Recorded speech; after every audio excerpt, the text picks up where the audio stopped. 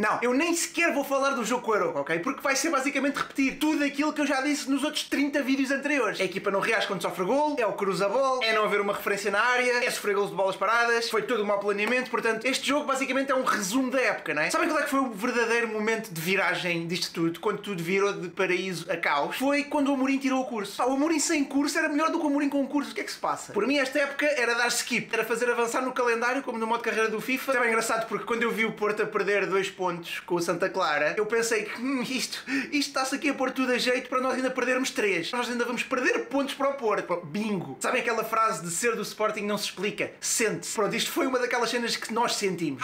E uma cena mesmo à Sporting, que é isto. Foi contra uma equipa que até hoje nunca sequer tinha conseguido um empate connosco. Eles tinham o fucking Alan Ruiz e o Tiago Gaio, que é irmão dos Gaio. Exatamente. Perdemos com uma equipa que tem um familiar dos Gaio. Não dá para descer mais baixo do que isto. Os Gaio, que é aquele jogador que sempre que recebe a bola, vai junto à linha, levanta a cabeça. Nós pensamos que ele vai fazer uma cena boa, uou, e depois simplesmente baixa a cabeça, passa para trás e volta para trás.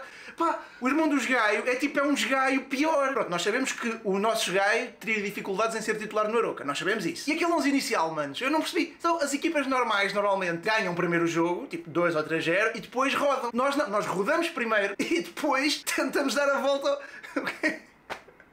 Se calhar a ideia é essa, é sermos eliminados já do campeonato para nos podermos focar 100% na Liga dos Campeões. Eu não me lembro de uma época do Sporting com tantos altos e baixos. Parece o gráfico de Dogecoin, né? Ou seja, quando ganhamos ao Tottenham estávamos ali em cima. Bem, passando ao tema principal deste vídeo, que é Amorim out, sim ou não? E eu estou só a fazer este vídeo porque eu já vi que há imenso pessoal a favor dessa situação. Já imensos adeptos defendiam que ele já estava um bocado em fim de ciclo, que devia sair. Eu acho que o ponto-chave para começar a contestação a aumentar foi a derrota com o Varzim. Cada vez que perdemos um jogo agora, essa bola de neve aumenta, não é? Portanto é isso, eu aqui neste vídeo vou dar o meu veredicto, a minha opinião sobre se eu acho que o Mourinho deve continuar ou não. Como é óbvio, isto é só a minha opinião. Mas, antes disso, não se esqueçam de pôr like neste vídeo. Estamos quase a bater os 70 mil para encher o Estádio Olímpico de Roma. E o próximo objetivo vai ser, o próximo, na verdade, assim minimamente conhecido, vai ser o Allianz Arena do Bayern. 75 mil. Ok, dos 70 para os 75 ainda falta um bocado. Mas 70 mil ainda conseguimos hoje. Fácil. Ok, em relação ao Mourinho, eu tentei fazer aqui uma espécie de uma balança para dizer os pontos positivos e os negativos. Ok, começando pelos positivos. Até agora nunca terminou abaixo do segundo lugar. Esta época poderá ser diferente. Quer dizer, ele teve aquela primeira época onde entra a meio, estávamos em quarto. Ele consegue subir a terceiro, mas na última jornada, na Luz, perdemos e voltamos para quarto. Mas ele já pegou na equipa em quarto. Portanto, eu não vou considerar, ele manteve a equipa como estava e até teve uma fase final da época melhor do que o que tinha sido a época até aí. Mercados de transferências com o Ruben Amorim foram sempre bons, à exceção deste último, como eu já referi em vários vídeos. Ele escolheu bem reforços, conseguiu potenciar bem jogadores que se calhar nem dávamos tanto por eles, jogadores do nosso próprio campeonato. Apostou bem na formação quando foi preciso, ou seja, ele conseguiu fazer bons resultados com muito pouco dinheiro, ou seja, pelo menos pouco dinheiro em comparação com o que os rivais gastaram. Ele é campeão com 85 pontos, na época seguinte fica em segundo lugar também com 85 pontos, portanto eu considero uma pontuação muito boa. O nosso recorde são 86, portanto 85 é só menos um. Ganha 2 taças da Liga, uma super taça, consegue uma qualificação para os oitavos de final da Liga dos Campeões e poderá estar em vias de conseguir outra ou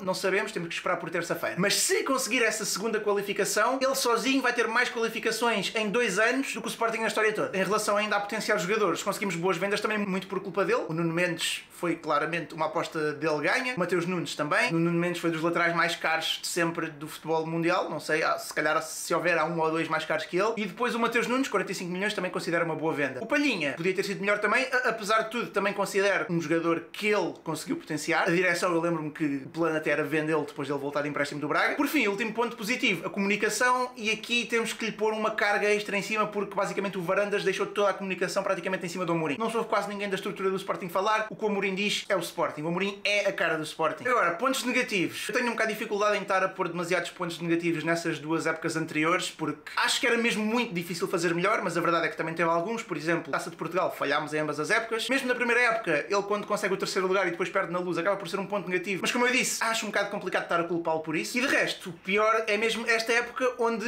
ele falhou o planeamento. O mau planeamento é culpa da direção, mas também o Ruben Amorim tem a sua parte da culpa, porque eu não acredito que o Varandas não ia contratar um avançado se o Amorim pedisse. Ou seja, até poderia ser uma prioridade em vez do Trincão vir um avançado. Eu já disse isto várias vezes. Claro que depois há outras coisas que eu acho que são responsabilidade da direção, por exemplo, a venda do Mateus Nunes no final do mercado. Obviamente isso não é culpa do Amorim. Estamos a falar do planeamento daquilo que dependeu dele. Por exemplo, manter os Gaio e mandar o Gonçalves Teves embora. Vinagre, a mesma coisa. O que é que o Vinagre fez assim tão mal para merecer ser banido do Sporting e os Gaio ser sempre titular? Portanto, esse é um dos aspectos mais negativos, é a teimosia do Amorim. E de resto, esta época está a falhar em tudo, menos na Liga dos Campeões, que pronto, como eu disse, ainda está em aberto. Mesmo que não consiga a qualificação, obviamente é negativo tendo em conta tudo o que já aconteceu, mas se conseguirmos pelo menos a ida à Liga Europa, acho que, apesar de tudo, está dentro das expectativas, porque o Sporting era a equipa do terceiro pote. Eu não aceito não ganhar ao Frankfurt. O que eu digo é, no geral, no início da época, se vimos este grupo e disséssemos que o Sporting acabava em terceiro, acho que ninguém ia estranhar, principalmente com o plantel que nós temos. Mas mesmo que essa questão da Liga dos Campeões seja duvidosa, obviamente todo o resto da época está a falhar por completo. Não há sequer um ponto positivo que se aproveite. Portanto, pondo estes dois pratos da balança,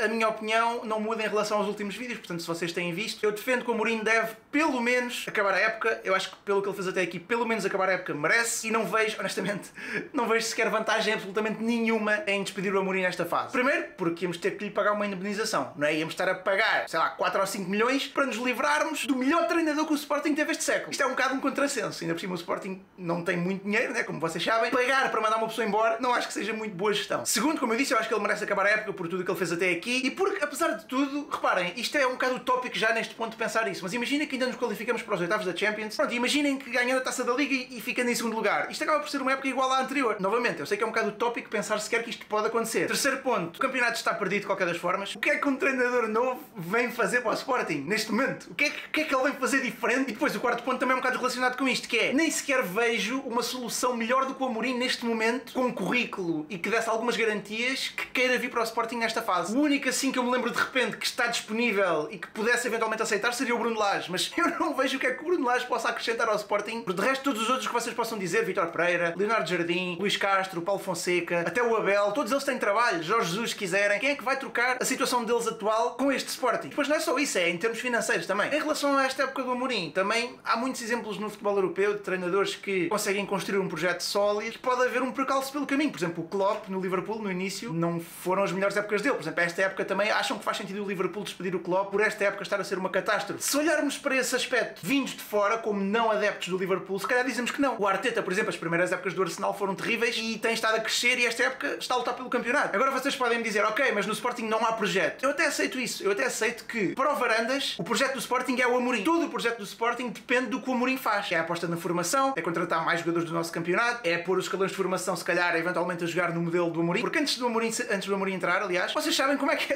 o que era o Sporting. Por isso, se vocês querem mandar o Amorim embora, têm que vir com uma solução. Não me podem dizer que a solução é mandar o Amorim embora simplesmente. Porque vocês sabem o que é que vem a seguir. Vem o Peseiro, vem o Silas, vem o Kaiser, vem o Tiago Fernandes. Eu quando digo que acho que o Amorim deve ficar pelo menos até a final da época e depois tirarmos as nossas conclusões, é porque também já sei o que é que a casa gasta, né? Já sei o que é que o Varandas vai fazer a seguir. Que o Varandas já mostrou que não sabe escolher treinadores. A própria escolha do Amorim foi completamente ao calhas. Foi um tiro no escuro que correu bem e olha, agora é este o projeto. Pronto, e ainda bem que correu bem. Mas abdicar disso para voltar ao anterior, em que vão ser outra vez mais tiros no escuro e à procura novamente de um projeto que não existe, eu não consigo ver vantagens nisso neste momento. Porque reparem, o Mateus Nunes saiu, é verdade. O projeto falhou aí porque deixámos de ter uma equipa competitiva ao não vir uma alternativa. Mas isso é culpa da direção, que preferiu pôr finanças à frente da performance desportiva. O Varandas preferiu ter lucro do que ter uma equipa que pudesse lutar pelo título. E obviamente todos nós sabemos que o que aconteceu na época do título foi um milagre absoluto. Foram condições muito específicas em que os jogadores da formação resultaram bem. Não é agora o Amorim não vai tirar 2 ou 3 jogadores da formação e vão ser todos Nunes Mendes. Isso não vai acontecer. Temos que ser realistas. O Nazinho, se calhar estou a ser um bocado rude, mas ainda tenho que ver mais para ter uma opinião formada sobre ele, mas até agora não vi nada. Eu não vi o Nazinho fazer nada sequer parecido ao que o Nuno Mendes fez no primeiro jogo a titular no Sporting. Ou seja, não basta apostar na formação e é esse o projeto e vai resultar. Isso não existe. Mas despedir o Amorim só por despedir também é empurrar o problema com a barriga, porque todos estes problemas que eu digo vão continuar lá, só o treinador vai ser diferente. E se calhar vai ser um treinador menos competente. Porque eu quando digo em manter o Amorim, pelo menos até a final da época, claro que o ideal era fazer o contrato todo, mas pelo menos até a final da época e até conseguir que ele saia com uma proposta de outro clube e não sermos nós a despedir, se for esse o caso. Mas eu quando digo isto é pensar nos próximos 3, 4 anos, não é pensar numa época que por acaso correu mal. Eu acho que vocês conseguem mais ou menos perceber o meu ponto com este vídeo. Eu compreendo se vocês quiserem despedir o Amorim nesta fase, compreendo obviamente se quiserem culpar a direção, porque obviamente a direção tem a maior parte da culpa. Nessas eleições a verdade é que a oposição ao Varandas foi